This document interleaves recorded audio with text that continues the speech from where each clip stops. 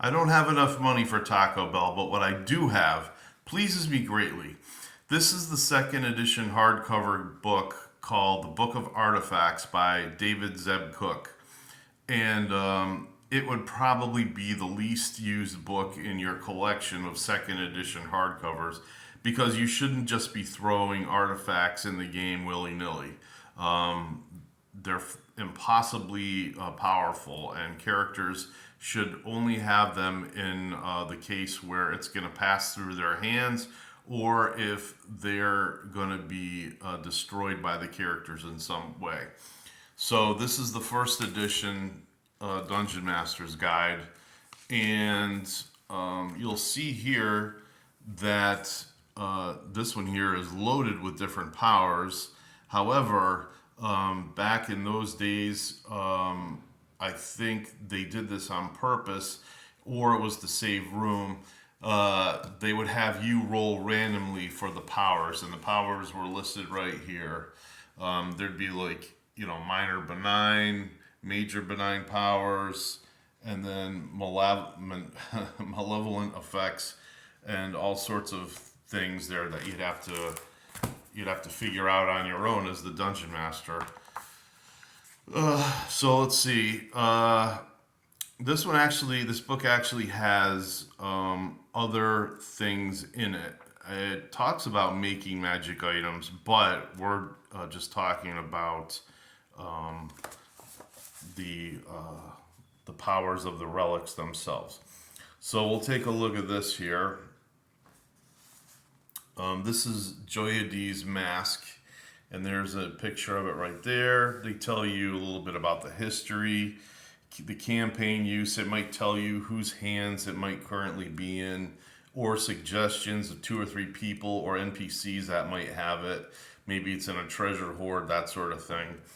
And then they took it upon themselves to tell you exactly what the powers are for the item. So if you didn't want to do the work as dungeon master, and it's a time saver, this would be what you would get. They also tell you the means of destruction.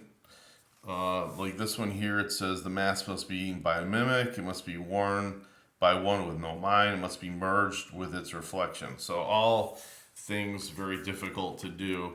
And of course, relics, they only fail saving throws on a 1.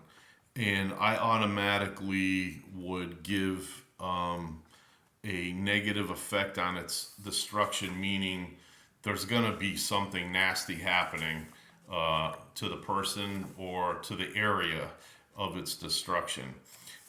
In the back of this, it has a section on creating magic items. So in that sense, you're good there.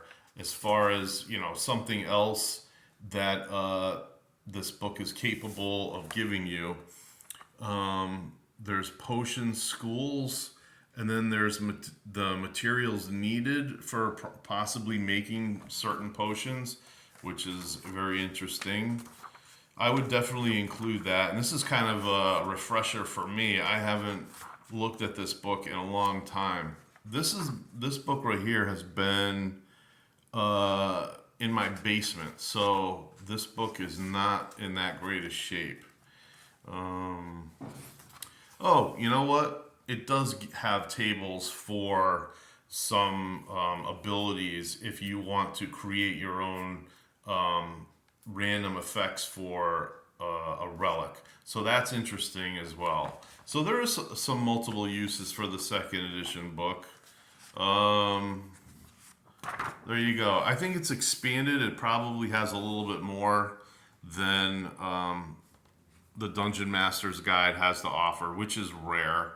This book is still looks in great shape, but the top of it again, there's actually, the book doesn't look that bad. It was in a bookcase, as opposed to some of the other books that I had normally lying around.